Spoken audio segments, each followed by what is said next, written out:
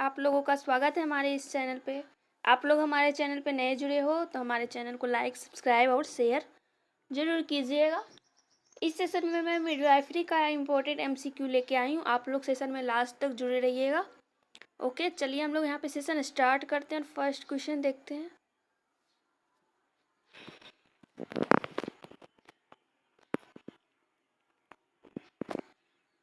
Question number first में दिया गया है, permanent stoppage of menstruation at the age of 15 to 55 years is poor. कहा गया है 50 या फिर 55 वर्ष की आयु पर जो होता है मेंस्ट्रुएशन साइकिल अस्थायी रूप से बंद हो जाता है, उसको क्या कहते हैं?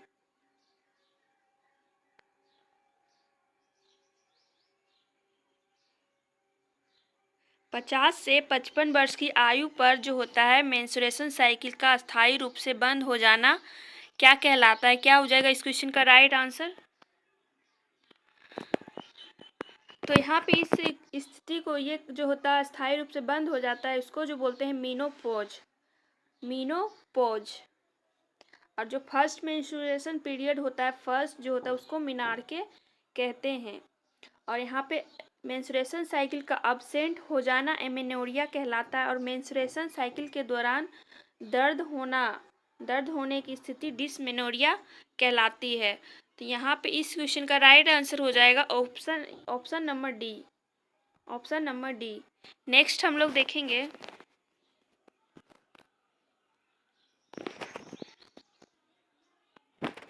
दिया गया from which of the following structure placenta is formed. निम्न में से कौन सी संरचना में प्लासेंटा का निर्माण होता है? ऑप्शन दिया गया chorion frondosum, decidua basalis, decidua काइसोजेनम, ए एंड बी। तो यहाँ पे प्लेसेंटा का निर्माण में ये दो जो होता है, ये दोनों ही भूमिका निभाता है, जैसे कोरियन फ्रंडोसम और डेसिडुआ वेसेलिस। तो यहाँ पे इस क्वेश्चन का राइट आंसर हो जाएगा option number D. Next question देखेंगे, question number 3। A white discharge is found from the vagina. योनि से सफ़ेद स्राव पाया जाता है। कौन सा जो इन्फेक्शन वगैरह में जो होता है वाइट डिस्चार्ज देखने को मिलता है? Trichomoniasis, syphilis, gonorrhoea, candidiasis. तो यहाँ पे क्या हो जाएगा इस क्वेश्चन का राइट आंसर? तो यहाँ पे ऑप्शन नंबर डी यहाँ पे राइट आंसर हो जाएगा। नेक्स्ट हम लोग देखेंगे, which hormone is helpful in the growth of ovarian cyst. कौन सा हार्मोन अंडाशय पुट्टक की वृद्धि में सहायक है? ओवेरियन फॉलिकल जो होता है उसका ग्रोथ में सहायक होता है कौन सा हार्मोन? तो यहाँ पे क्या हो जाएगा इस क्वेश्चन का right answer? FSH, LH, oestrogen, progesterone. तो यहाँ पे राइट आंसर हो जाएगा ऑप्शन नंबर ए फॉलिकल। यहाँ पे FSH दिया गया, FSH का फुल फॉर्म भी कभी पूछता है, तो यहाँ पे फुल फॉर्म हो जाएगा follicle stimulating hormone, option number A. Next है,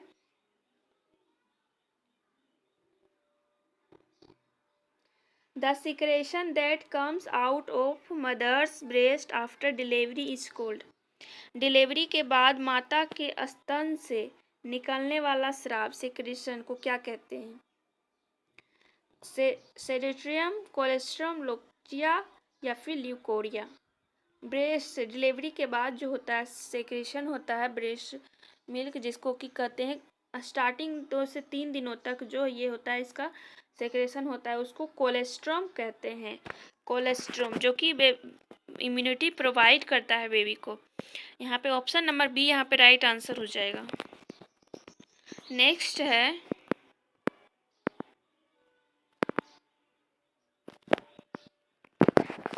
which perinatal infections disease carries the highest risk of fetal infection the first trimester. कौन सी प्रसवकालीन संक्रामक रोग पहली ट्राइमेस्टर भ्रूण संक्रमण की उच्चतम जोखिम रखती है? फर्स्ट ट्राइमेस्टर कब से कब तक हो गया? ये होता है 0 से 12 वीक तक जो होता है उसको फर्स्ट ट्राइमेस्टर कहते हैं। तो इसमें जो है कहा गया प्रसवकालीन संक्रामक रोग जो पहली ट्राइमेस्टर में भ्रूण संक्रमण की उच्चतम जोखिम रखती है। क्या हो जाएगा right answer? Hepatitis B, syphilis, rubella, toxoplasmosis.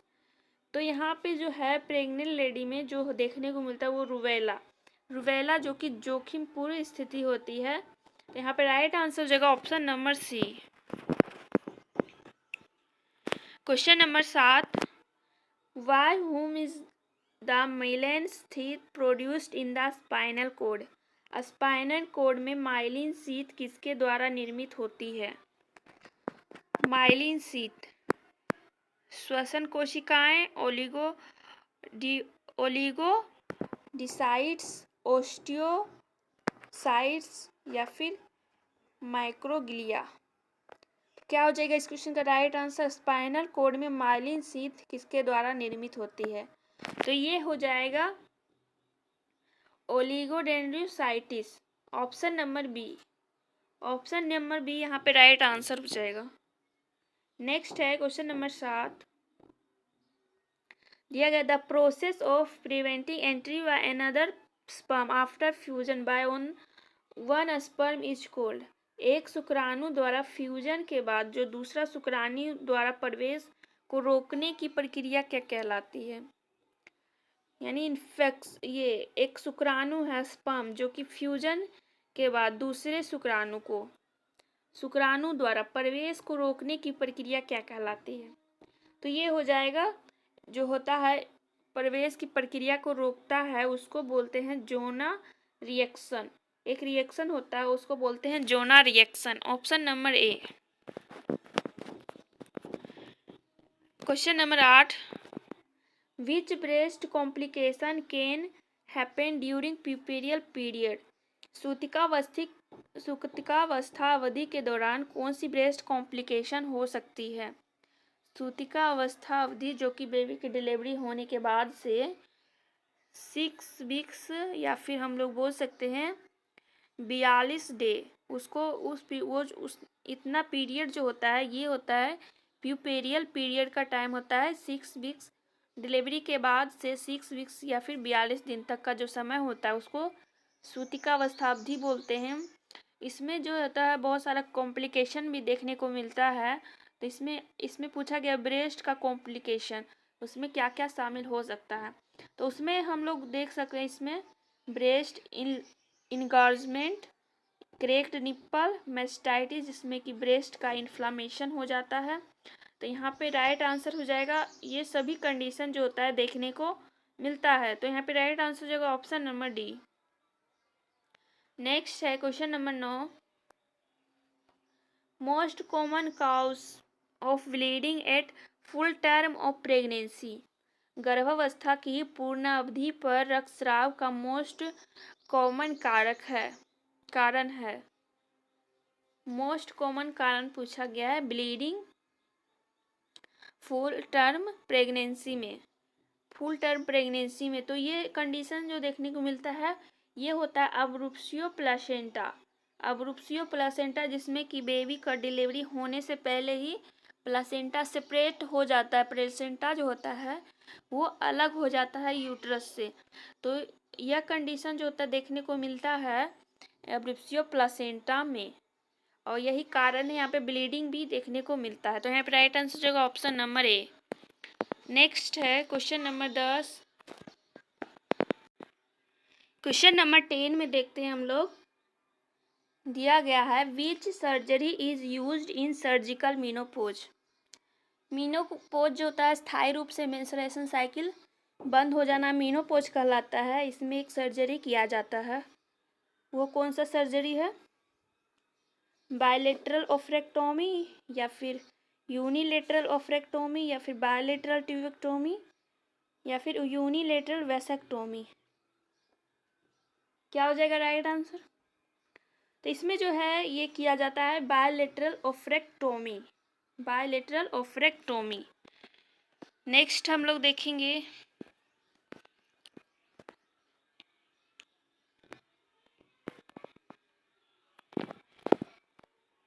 Question number 11 दिया गया, the removal of foetus which is not able to survive independently from the uterus of the mother is called. भ्रूण जो स्वतंत्र रूप से जीवित रहने में समर्थ नहीं है, माता के गर्भाशय से बाहर निकलना क्या कहलाता है। तो ये जो होता है एबॉर्शन का कंडीशन होता है जिसमें कि बेबी ये 20 सप्ताह से पहले ही ब्लीडिंग देखने को मिलता है और फिर इसमें जो बेबी का वेट होता है वो 500 ग्राम से ये फिर या भ्रूण का वेट जो होता है 500 ग्राम से कम होता है, तो वही कंडीशन एबॉर्शन का कहलाता है। और इसमें कहा भी गया है जो गर्भाशय से बाहर निकलना कहलाता है। तो यहाँ पे राइट आंसर हो जाएगा option number B, abortion. Next हम लोग देखते हैं क्वेश्चन नंबर 12 यह गया, pain during menstruation is called. मासिक धर्म के दौरान दर्द होना कहलाता है। ये क्वेश्चन मैंने फर्स्ट सबसे पहले ही बताया था। तो यहाँ पे क्या हो जाएगा इस क्वेश्चन का राइट आंसर, मासिक धर्म के दौरान दर्द होना। मीनार के या फिर डिस्मेनोरिया, डिस्पेरेनिया या फिर मेनोपॉज। तो मासिक धर्म के दौरान दर्द होना कहलाएगा डिस्मेनोरिया, डिस्मेनोरिया। नेक्स्ट है question number 13, A women in labour is called. प्रसव में महिला कहलाती है, यानी जन्म देने की प्रक्रिया प्रसव के दौरान है, महिला जन्म दे रही है बेबी को, तो वो कंडीशन उसमें एक टर्मिनोलॉजी यूज होता है, उसको क्या कहते हैं, तो उसको कहते हैं parturient, parturient. Option number B. Next है the turning of vaginal membrane purple blue. योनि झिल्ली का बैंगनी नीला हो जाना क्या कहलाता है। योनि झिल्ली का बैंगनी नीला हो जाना, जो कि यह जो होता है फर्स्ट ट्राइमेस्टर में गर्भवती महिला में चेंजिंग होती है और इसमें जो होता है ये जैकमेर साइन कहलाता है। क्या कहलाता है, जैकमेर साइन, जिसमें कि म्यूकोसा का कलर बैंगनी नीला हो जाता है। Option number B. नेक्स्ट है the most common incision in episiotomy. Episiotomy क्या है, इपियोजेटोमी सबसे सामान्य, यहाँ पे चीरा पूछा गया कौन सा चीरा लगता है इपियोजेटोमी में। तो इपियोजेटोमी जो होता है ये होता है बर्थ नाल जो होता है उसको चौड़ा करने के लिए, ताकि बेबी का डिलीवरी आसानी से हो सके, ये इपियोजेटोमी का चीरा लगाया जाता है उस कंडीशन में। तो इसमें जो कॉमन चीरा जो लगता है वो कौन सा चीरा लगता है, वो लगता है मीडियोलेटरल। ऑप्शन नंबर सी यहाँ पे राइट आंसर हो जाएगा।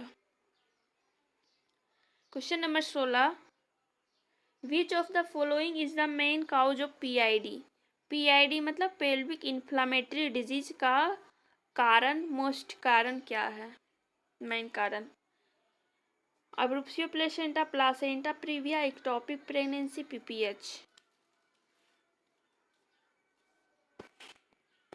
तो यहाँ पे राइट आंसर हो जाएगा option number D, PPH. Pelvic inflammatory disease के कंडीशन में जो पीपीएच जो होता है वो भी होने का संभावना होता है, जिसमें कि ब्लीडिंग होते रहता है, स्टार्ट होता है तो रुकता नहीं है, उस कंडीशन को पीपीएच कहते हैं। तो पीआईडी के कंडीशन में देखने को मिलता है। नेक्स्ट हम लोग देखेंगे question number 17, commonest cause of breech presentation is. Breech presentation का मुख्य कारण है क्या। ब्रीच प्रेजेंटेशन क्या है, जिसमें कि यूट्रस के लोअर एब्डोमेन पार्ट में, यूट्रस के लोअर पार्ट में जो होता है वो बेबी का पैर होता है, नितंब का जो होता है हिस्सा वो यूट्रस के लोअर पार्ट में होता है, उसी को ब्रीच प्रेजेंटेशन कहते हैं। इसका मुख्य कारण क्या हो जाएगा, pre maturity, post maturity, diabetes mellitus, anaemia. तो ब्रीच प्रेजेंटेशन है तो उसमें प्री मेच्योरिटी जो होता है वो देखने को मिलता है। तो यहाँ पे राइट आंसर हो जाएगा ऑप्शन नंबर ए। नेक्स्ट हम लोग देखेंगे दिया गया, विच of the following is not an absolute contradiction of IUCD insertion. IUCD लगाने के लिए विराभास नहीं है, मतलब फॉलोइंग नॉट एब्सोल्यूट कॉन्ट्राडिकेट है, आईयूसीडी लगाने के लिए कॉन्ट्रा इंडिकेट, किसमें जो है आईयूसीडी नहीं लगा सकते हैं। क्या हो जाएगा इस क्वेश्चन का राइट आंसर, जिसमें कि कौन सा आईयूसी लगाने के लिए पूर्ण विरोधाभास नहीं है। तो यहाँ पे राइट आंसर जो होगा ऑप्शन नंबर डी। गर्भाशय में कोई जन्मजात विकृति है तो उस कंडीशन में यह जो होता है देखने को मिलता है। तो यहाँ पे राइट आंसर हो जाएगा ऑप्शन नंबर डी। नेक्स्ट हम लोग देखेंगे why what does the blood flow is the placental bed. अपरा वेड में रक्त किसके द्वारा प्रवाहित होता है। Villi, spiral arteries, chorionic membrane या फिर अम्लिकल धमनी। तो क्या हो जाएगा यहाँ पे राइट आंसर, यहाँ पे हो जाएगा spiral arteries, option number B. Next है question number 20। The vaginal discharge occurring in the first 2 weeks after delivery is called. प्रसव के बाद जो 2 सप्ताह होता है उसमें योनि का स्राव होता है, उसको क्या कहते हैं। तो उसमें जो होता है लोचिया उसको जो होता है लोचिया कहते हैं। इस लोचिया का 3 टाइप का लोचिया होता है, लोचिया रुब्रा, सेरोसा, फिर अल्वा। और इस कंडीशन को लोचिया कहते हैं। तो तीनों का टाइप अलग होता है। तो यहाँ पे राइट आंसर हो जाएगा option number B. Question number 21 में दिया गया है which injection is given the patient improve uterine contraception in second stage in labour. प्रसव की द्वितीय अवस्था में गर्भाशय संकुचन में सुधार हेतु मरीज को कौन सा इंजेक्शन दिया जाता है। तो यहाँ पे जो होता है वो ऑक्सीटोक्सिन, ऑप्शन नंबर ए यहाँ पे राइट आंसर हो जाएगा। ऑक्सीटोक्सिन इंजेक्शन दिया जाता है। नेक्स्ट है question number 22। A women who has never completed her pregnancy till the stage of giving birth to live child is called। एक महिला जिसने कभी भी जीवित बच्चे को जन्म देने की अवस्था तक गर्भावस्था को कंप्लीट नहीं किया है उसे कहते हैं। यहाँ जीवित बच्चे को जन्म देने की अवस्था तक कभी भी वह कंप्लीट नहीं की हो तो उसको क्या कहते हैं। तो उसको जो होता है यहाँ पे कहते हैं नल्ली पैरा, ऑप्शन नंबर ए यहाँ पे राइट आंसर हो जाएगा।